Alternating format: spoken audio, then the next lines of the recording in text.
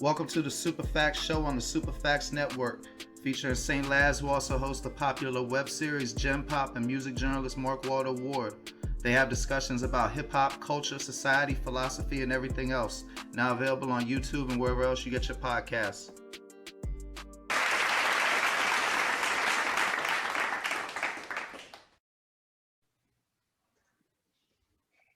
What up, world? It's your boy Mark Walter Ward, Super Facts Show, Super Facts Network. Today we got Beats by Byrd with us. How you doing, brother? Hey, what's going on? What's going on? Chilling.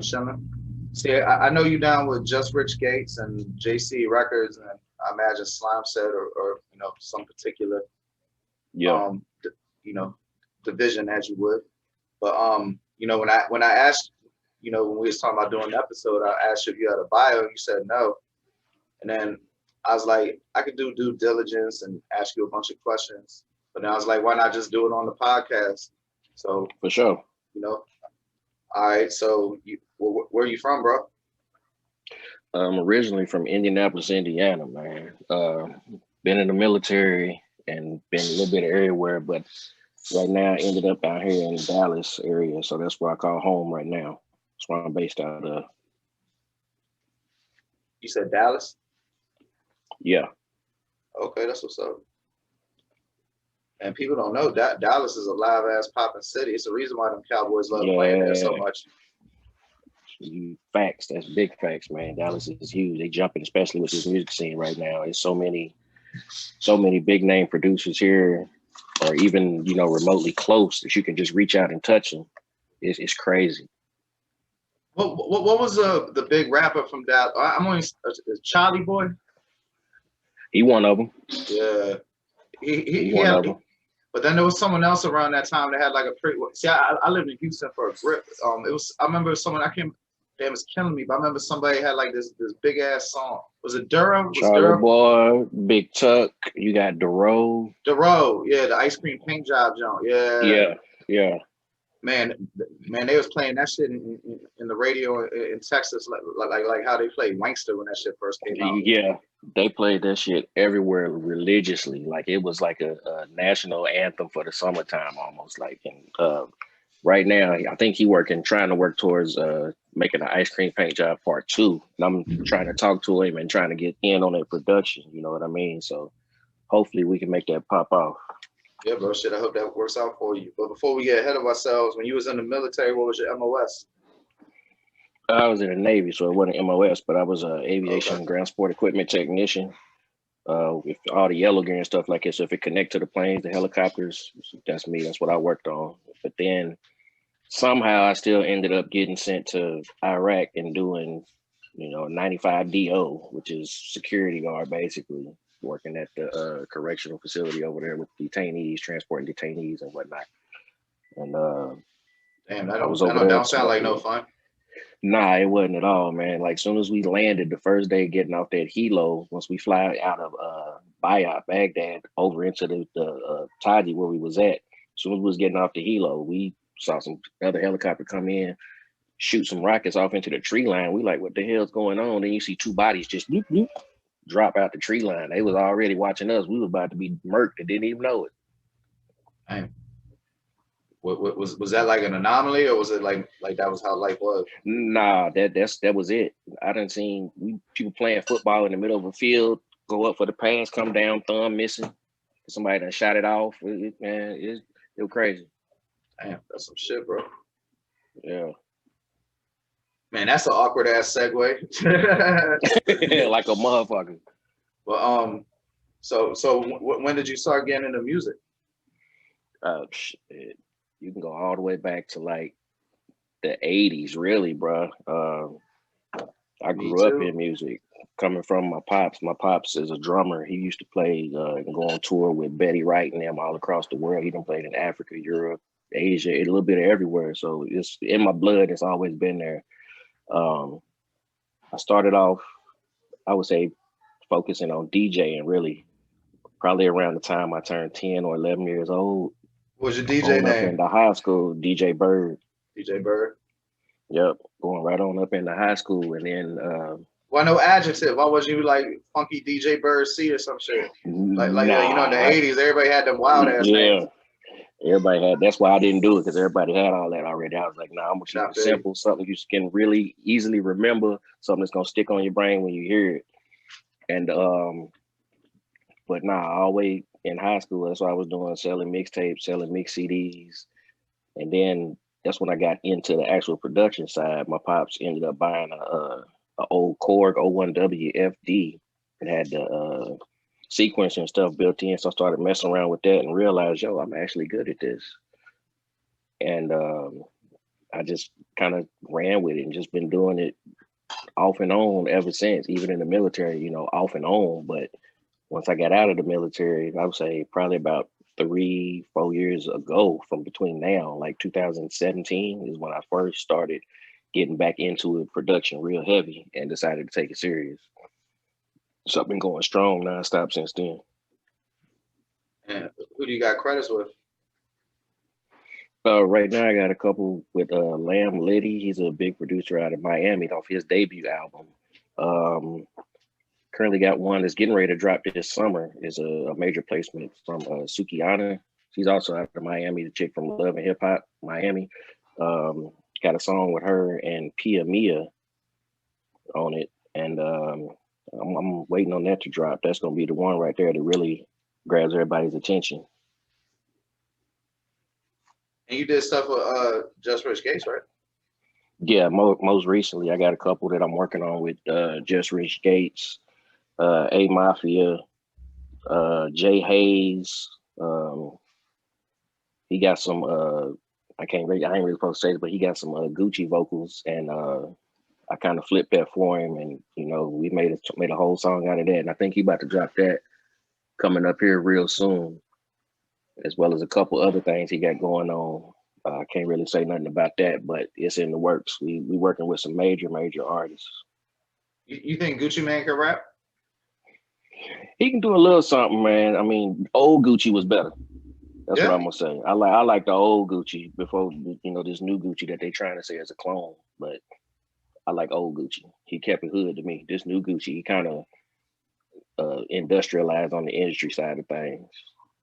I mean, I feel you, but you know, I can kind of relate to that, man, because you know, I went to prison and lost a bunch of weight and got sober, Yeah, and then came home and been healthy since then. So like, that's what's up. I guess I got like you know, I see a little bit of my journey in that, so I really like that. But then that being said, Got you. I probably do listen to the old Gucci more though. Yeah. That's, I feel that old trapped out Gucci. I still fuck with that real heavy. I still be playing some of his old stuff when Zaytoven first started coming on the scene with him. And shout out to Zay, by the way. But that's one of my big producers right there. I'll be following and be trying to mess with is Zaytoven. I mean, yeah. Well, I mean, why not? I still feel Zaytoven's underappreciated. Yep. Exactly. Like maybe not as a producer, but as a musician, because you know some as producers, a musician, some producers is more than just producers. You know, they're real. I mean, well, I guess every producer that is making the beat is in some semblance a musician. But you know, I'm talking about like musicians that can be, you know, performers on instruments. I know. Okay. I know. See, that was gonna be my next question. So you play the guitar, huh? I play guitar, I play bass, I play keyboards, I play drums, trumpet, trombone, saxophone. Pretty much you name it, I can play it. So you like Pimp C? Basically. Yeah, like that's, you know, a lot of people don't know that man Pimp C knew how to play like 10 instruments proficiently. Yep. Did you get that from the church? I picked that up my whole life. I started with the father, the drummer, because my pops had it, and then like on the weekends, there was a group called After Seven. And, I remember After Seven. Yeah, well, they used to be in my dad's basement. You know what I mean? So me as a kid on the steps looking down, everybody's down there playing their parts, practicing, rehearsing, and they would look up and see me, and they'd be like, "Hey, what they be wearing? What they be wearing when they rehearse? Was they all like R&B'd out, looking like wild do-rags and silk shit and shit like that?" Yeah, like for real. Everybody is straight 80s straight 80s gear, man. Like the silk tank tops and shit, right? Windbreaker sweatsuits, the old Nike tanks with the holes in it. Yeah, oh yeah, just, I remember them Jones. Yeah, it was like the Andre Agassi like Jones chill. or some shit. Yeah. Everybody was like mad chill, and they'd be like, "Yo, just come down and try this." So I'd come down and I'd play on the keyboard a little bit, or I'd pick up the bass and play that a little bit, or it just all depends on what instrument was available at the time, and that's how I just picked up on everything. Is just being able to have access to it at such an early age, and constantly just practicing and getting better, or not even realizing you practicing, just playing it, thinking you just having fun, and then next thing you know, you can play it. Well, yeah, is your dad still alive? Yeah, he's still alive. What did he ever hear? Like when Snoop sampled Betty Wright, he must have loved that. Yep, he loved that. He was like, "Now that's what I'm talking about." He loved that. Yeah, man, I wish more people knew about Betty Wright. Like that they need to make like a little like Spotify front page day for her on some big anniversary of one of her milestones. Like, man, Betty Wright, I feel kind of got lost to the winds of history. I mean, a lot of the Stax Records people too. Like man, there's so much great music. Yeah. That just don't get the right attention because unfortunately, it's probably like racism, I'd imagine, or they weren't playing that shit on the top 100 station like they do now. Right. That, and then, well, nowadays it's all about who owns the masters. That's what it is nowadays. So they trying to collect that paycheck or hold on to it for a bigger payout if they do decide to sell it or whatever. Because she passed, I think, either last year or the year before, and it's crazy how life turns 360 around. Like, I met her.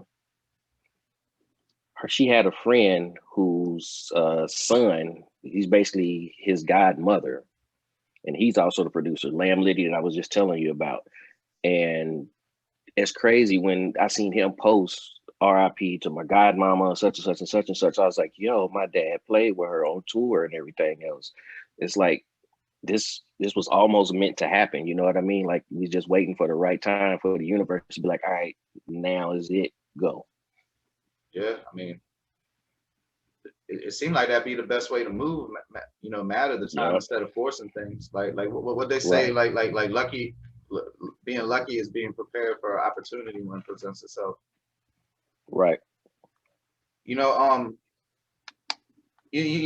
seem like you got too much cut cards. So and I'm an old motherfucker myself. I'm 43, and I'm curious, like, how do you feel about aging in hip hop? Like as a producer, like it seems like producers got a much longer shelf span. But do you think there's like a point where someone's too old to produce for hip hop or anything? Ain't such shit. See, I don't either, but I don't feel that way. I don't think there's no such thing as that, especially for a producer, because music can be timeless regardless of what genre you reaching for. Like, you can go dig through the crates right now and pull out something 20, 30, 40 years ago and play it and be like, yo, this shit's still hot. And if that producer's still alive, you can look up if that producer's still around, and they might not be as prominent in the industry like they were at that point, but they still working behind the scenes. They still making connections. They still making plays. They still doing stuff. They still eating off of them old records too. Yeah, I mean, shit. Look at Pete Rock. Still be doing them whole albums with people all the time. Yeah, him and Yuck got a whole album coming out together. Yep, I'm rating on that one. Yeah, me too. Who are some people that you admire? Like I feel like Juicy J is aged well as a motherfucking hip hop, maybe better than anybody. Yeah, Juice on it, man. I don't know. He on a whole nother level with it. He disappeared from the game and bounced back, came back, and it's like he rebranded himself and came back harder. But he's one of the ones that I used to follow heavy. Him, the whole 3-6 camp, 8 Ball, MJG, a lot of Texas stuff back in the day when Swisher House was out, and then you had Suave House as well. That was out back then. So did you rock with Tila? Yep. Yeah, I love some motherfucking Tila. Don't know, hardly anybody seem to know about Tila anymore. Yeah, that was one of my favorite ones that came off of the Suave House right there at Tila. And they went to rap a lot. You know, I can't remember. I don't know what really happened, but I remember on that first song on the Rap a Lot album, he told some story about like the Suave House dude set him up and shot his car up in the garage and Shot all his this car shit. up and stuff. Oh yeah, see, you know, it wasn't no internet then. You don't even know if that shit's true or not because they Yeah. weren't barely talking about Tila and no. And they might not have been talking about him all in no source or nothing. I don't know if I ever saw Tila in no source.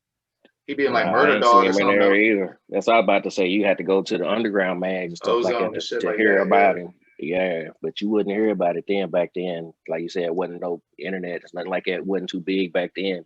You literally had to be in Texas or know somebody that knew somebody to find out what exactly happened, or even just to hear about what happened. So you knew about like MC Breed and all that too? Yep. And that's from being in the military? I grew up with MC Breed. All my cousins and then my bigger cousins and stuff, they was big into hip hop and stuff like that.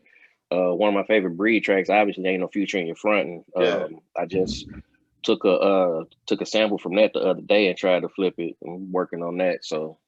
And that man had Tupac and Pimp C on the same record. Might be the only person who can say that. I ain't sure though, because you know, it might be some West Coast cat. You know, like I could see Spice One having the same thing. Because UGK might got a song UGK on the album they got Tupac on. That wouldn't be surprising. Because you know they was all on Jive and shit. They was all on Jive at the same time. So. Okay, so you know your history. Yeah, a little bit. I've been, like I said, I've been around this. I turned 40 in 10 days, so I've been around just like you. I've been in this for a minute. So was you like reading the liner notes and all that shit? Not all the time, but they was there, and I still got a lot of them old albums, like literally old LPs, old CDs, old cassettes. I still got all of that stuff back in. Yeah. Because I be afraid this internet shit gonna go away. Because like, what if they stop that pip tomorrow? You know how much music would be lost? Yep, everything gone. Like you overnight, all somebody gotta do is push a button and everything gone.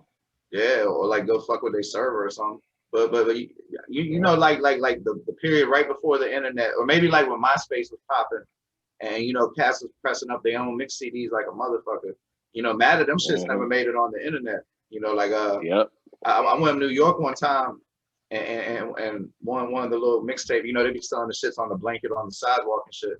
And I copped like eight Memphis Bleak CDs that was like what was it called? Get Low. He had the little Get Low, and they have all his little artists on it and shit. And some of them shits went hard as fuck. And I ain't never seen them shits on the internet. Nah, you're not gonna find them either. I remember them because I was around that same time I was stationed down in Virginia. So, you know, all of that, the whole East Coast hip hop, all it was real heavy going on down there. The South was starting to invade a little bit, but it was still predominantly East Coast, New York. What part of Virginia? Style. Norfolk. Oh, so you was in the 7 cities, so you weren't really in like the DMV. Nah, I wasn't up that way. I was still south. Did you ever hear go-go music? Mm-hmm.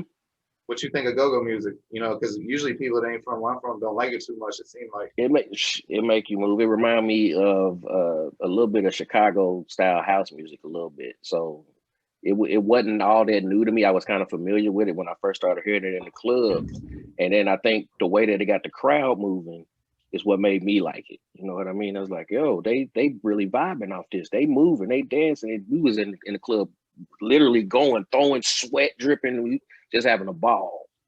Oh yeah, I mean, I grew up going to go-go's. I love go-go's. Yeah. It's different when you go to one though, like a real one in DC. Like I don't know how it be now, but when I was coming up, like you know, mad songs encouraged girls to take their clothes off, and the girl and we ain't talking like stripper chicks, we talking about regular chicks and regular ass chick, and like more than half of them would do it. Yeah, and like I ain't never seen no shit like that. No other music form. You know, I've been to Baltimore house music parties. You know, I ain't never been to no Chicago house music party, but I've seen some shit rave. I seen a black rave where everybody was dressed up like fairies, and I was the only white person there. They was all dressed up like fairies and elves and shit. Oh shit! Yeah, up in Baltimore, yeah, shit should be wild, man. That house music shit. Yeah, that house music and that rave shit, you'll see some shit. I remember the first time I went to a jump with like one way the people waving the glow sticks around and shit. Man, that shit fucked my head up. I didn't know what the hell was happening. It was like people in cages and shit. I thought it was like, yeah. like I was green as shit to like all non-hood type shit, right? So like my only Mm-hmm. experience with shit like that was like Eyes Wide Shut or something maybe. And I thought I wandered in like some Illuminati shit. So like, what the fuck is going on? Nah, what messed me up the first time I seen something like that, I was in Spain. We had pulled in the port in Spain and got off, and we was just going around sightseeing. But then at nighttime, we was like, yo, we about to go to a club. Fuck what they talking about. They talking about you can't go here, you can't go there. Why not? That'd be the fun spot. So shit, Right. fuck that. We went. And I'll be damned. As soon as you walk through the door, you hear the music, just like you said, do, bass pumping, motherfuckers with glow sticks and shit. And you was like, what the hell is going on in here? As soon as you come in, they passing you drinks. Yeah, drink up. Fuck it. Had a ball. I never thought in a million years I would have had fun inside of a club like that. You know what I mean? But you got to expand your horizons and broaden your horizons, and you can't just limit yourself to one lane. You got to kind of venture into all of it. No doubt. So do you think overall was being in the military a positive experience for you? Yeah, it was. It was overall. I would say it has its ups and it's obviously it has its downs. More so the downside of being blown up twice, being in a helicopter crash, and that's about it. And but other than that, I ain't really got nothing bad to say about it. I traveled. I've been to places I never thought I would be. I've been to Dubai like 9 times before Dubai even became popping and popular and stuff like that. Was it still all like luxurious and shit though? Yeah, it was still luxurious as fuck back then, but now it's that they were still building the Mall of Dubai back when I went for the first time, and the Palm de Mira, the islands and stuff like that, all that shit was still being built the first time I went. But I done been, I'm gonna say probably like 11 times. I think last time I went was 2012 was the last time I was in Dubai. You think veterans are afforded the proper respect in our society? No, I don't think so. More so than likely because a lot of veterans, we tend to take a lot of shit. You know what I mean? Like we're built differently. If somebody's talking shit over here or whatever, we just kind of, all right, brush it off. Because we know that if you hit that right switch, it's all over for us. You know what I mean? Like what we gonna do to that person is gonna end everything that we done worked for, our family, career, job, all that. It ain't just gonna be over that day. That shit gonna have consequences. Yeah. Ain't gonna be over that day. That shit gonna follow you for years and years and years. Yeah, man. Like I remember when the I guess the housing bubble or whatever, that 2008 shit, and you see all like the vets that was like in Iraq or Afghanistan losing their house because the mortgage payment went up because of that. What was it? The variable interest rate or whatever. And I thought that shit was just terrible. Like when they bailed out them fucking banks and shit.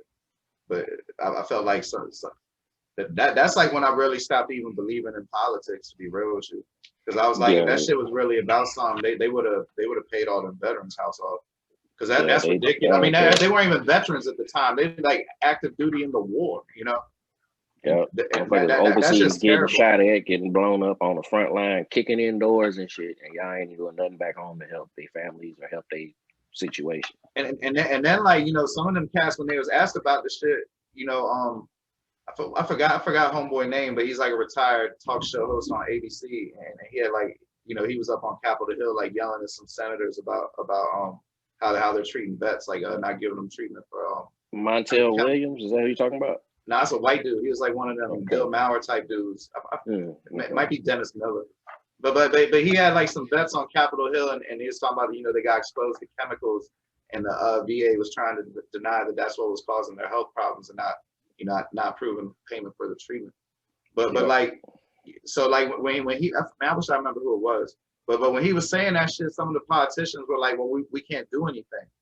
And so in my head at the time, I was like, well, if you got any fucking power, if you can't do something about that, then what the fuck can you do something about? Exactly. So that started making me really like question if there's like even a, efficacy really to what an elected official can do. Because how can you even do that job if you guys spend most of the time worrying about re-election or getting money from motherfuckers?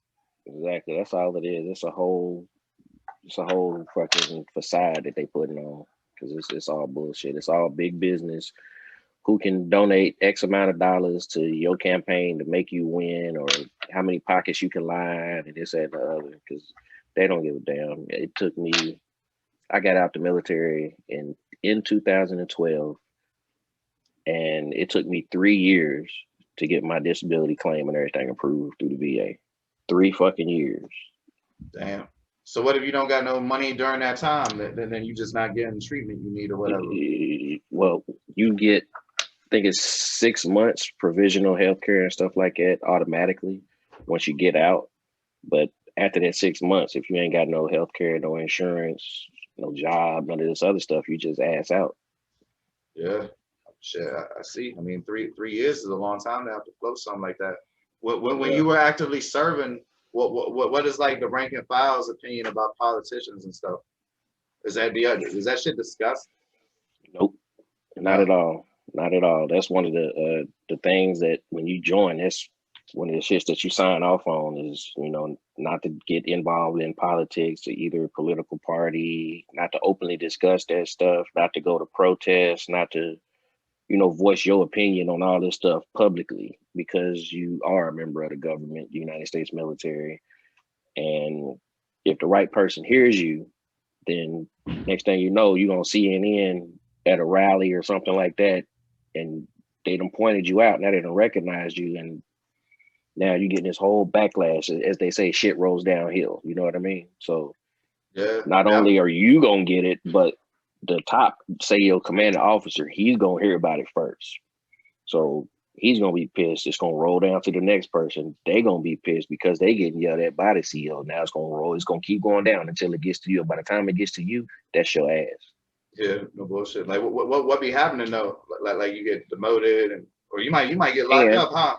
You can, yeah, you could, because that's a breach of contract. You could get sent to the brig, get sent to Leavenworth. You just don't know. You can go to any of these places. It all depends on the severity of it. But now you be dealing with rappers and shit, and like I know in the military things be running smooth and precise. You ever get frustrated with, like, let's say the lack of punctuality often associated with artists? Not really, because in the military, one of the things that, you know, it's an unspoken normal is hurry up and wait. You know what I mean? Yeah. So just hurry up, get there, and then you get there at the time they say get there, and then you stuck sitting waiting 30, 40, 50, probably an hour, even later than that, just there. But you're there on time. Right. I mean, shit, it's like that in prison too. They say that shit in prison, hurry up and wait. Yeah. So this same situation, hurry up and wait. So if they don't show up on time, or if they don't send the vocal file or whatever it is that they send it on time, it ain't really no sweat off my back. You know what I mean? Because you paid for the time that you're there. Now, if you go over that time, of course, I'm going to charge you. But for the most part, you get it, they all get it in, you know, at a decent time, or, you know, whatever. I ain't really had to worry about that too much.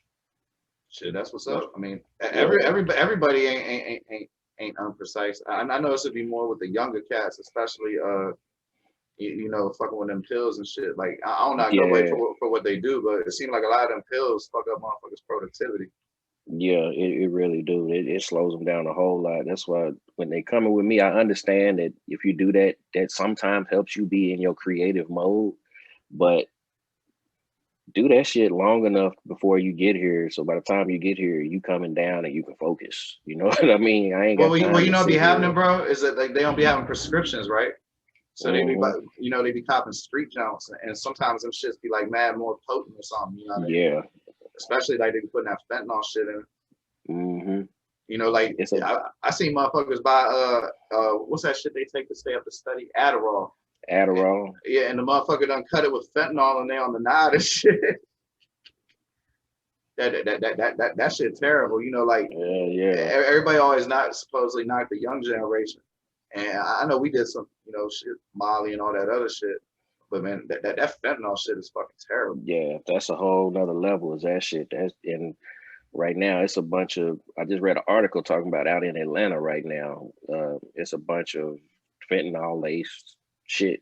With the Xanax, around. You know, like everybody fucks with the Xanax because, like, you know, one thing in their defense, like a lot of these youngins, you know, our generation, everybody was making all this crack music, right? And you know, it was a lot of motherfuckers using crack, and they Yeah. had kids, and a lot of these motherfuckers is real live crack babies, and you know, they might not be fucked up or nothing, but that they life been fucked up, so they feel like social anxiety and pressure and all that shit, and that Xanax take that shit away, you know, like it makes shit like, I don't know, not anxiety inducing. So Right. like I Definitely can see how they understand get. it. Yeah, I can see like it's just like a trap. Like the fucked up part might not be their willpower. The fucked up part might be how available that shit is. Right. That's what I was about to say. It's not just them necessarily. They just might go over their partner house or even go next door and shit sitting right there. It's like, oh, okay, like a big ass bowl of candy or some shit, you know? It's And then readily the shit available. work. You know what I mean? That's Yeah. the thing. The shit work. Yeah. You know, if it didn't work and make you feel good, but then you know you start taking too many of them shits and you start having. You know, one thing I don't know if you know about this shit. But when you take a lot of Xanax, you have like this shit where you can remember the last 2 days, right? But then like 2 days later, you be forgetting what happened, and you don't be Forgetting what the remembering fuck shit. happened. Yeah, yep. And you be making all kinds of promises and shit. Hell yeah, don't remember nothing. And then everybody mad at you and shit. You didn't even know you did nothing. Yep. But you know, like, I mean, I guess that's enough about that type shit. What's is there a song you got out now with somebody that you're promoting? No, I ain't really promoting none right now. I'm just doing a lot of stuff behind the scenes. Like I said, working with J-Haze, Rich Gates, a few others right now, and trying to make some shit shake. I can't wait to hear that A-Mafia, man. I can't wait to hear that whole Rich Gates A-Mafia project. You know, I'm a huge that shit fan. There, bruh. Oh, I'm sure A-Mafia is nasty. That's all I'm gonna say. I get, man, when they sent me the damn vocals for it, that was it. It was just the vocals, no beat, no nothing. They sent me the vocals. I played the vocals, just kind of get a vibe for it to see what he was going for. And then he told me, he said he wanted that old Dipset sound, but he wanted modernized with like the sound of today. I was like, shit, say less. That's too easy. So I went to work, and man, that shit is fire. And you should flip it. You should flip a After 7 sample like how they used to flip. I did. Okay, shit, there you go. I did that already. I already done reached in that bag. I done flipped the After 7 sample. I done flipped Babyface. I done flipped Anita Baker. Shit, that's what's up. You know what? I always wanted you know, I used to try to rap. I started going to jail and shit. But you know, one thing I wanted to do, and I always thought somebody could do. You ever heard Stairway to Heaven? Mm-hmm. I always thought somebody could sample mad different parts of that song and make a whole concept album off of it. You could. It could be done. As soon as you said Stairway to Heaven, my mind went to working like that. Because there's so many different parts that sound so fucking different on that song. And I feel like all of them shits, if interpreted right, would be dope in a hip hop. You know, it's how you do it though. Like you gotta build it up the right way. Yeah, like the Police got this song Little Black Spot. I don't even think it's called that. But you know, I'm not even gonna fuck it up, try to sing it. But they say it's like a little black spot on the sun today. And it don't even sound like nothing that you would think would work on a rap record. But the reason I even found out this song was Saigon sampled it on one of the mixtapes Jeff Blaze did. And man, that shit went so fucking hard. I actually went out and found what it was. And I mean, I knew Police, Every Breath You Take and shit like that. But like this album Synchronicity is like my favorite fucking LP I got now of the non-rap shit. Like it's one of my favorite records ever. Police Synchronicity. And I learned that shit off the samples. That shit sounded so dope. I had to, you know, hunt it down. And I always felt like people should do that shit in reverse a little bit.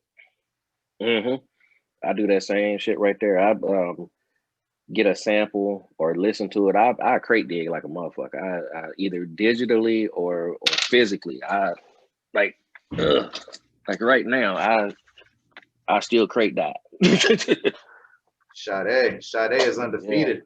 Yes. I done played Sade in the dorm room, the Job Corps room, the hotel room. Sade is undefeated. Yeah. Undefeated. Except with the white chicks I might have dealt with. I watched Dirty Dancing with them. That shit was undefeated. You watch Dirty Dancing, you good. Yeah, you good on that. Probably not now though. These young chicks probably don't know about that shit. They probably know about the one that had Maya in it. Yeah, that's probably what they on now. But back then, that was it. You watch, like you said, you watch that Dirty Dancing. It's a wrap. You got it. Shit, that's what's up, man. Shit. I enjoyed this shit, bro. When you guys when someone comes out with something, we should do another episode so we can promote it. I put it on Dirty Go Bastard and all that. But For sure. before we get out of here, you know, definitely your socials, but is there anywhere people should be checking you out? Like, do you have like a Spotify that got the songs you produce or anything like that?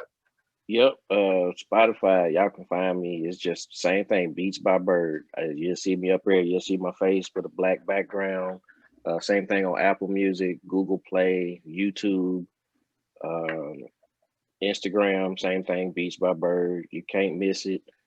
Facebook, same thing. Beats by Byrd. Twitter, same thing. You can't miss it. You gonna know it's me when you see it. Shit, that's a bet, man. Well, I'll have all the links in the description on the audio podcast. Thank you for your time, Sure. brother. I look forward to talking to you down the road. Appreciate you, bro. No doubt, man. You take it light. Yep. The Superfacts Network, home of Jump Pop, SCE, and the Superfacts Show, now available on YouTube or wherever you get your podcasts from. Come check out St. Laz, G from the Shop, and Mark Waldo Ward.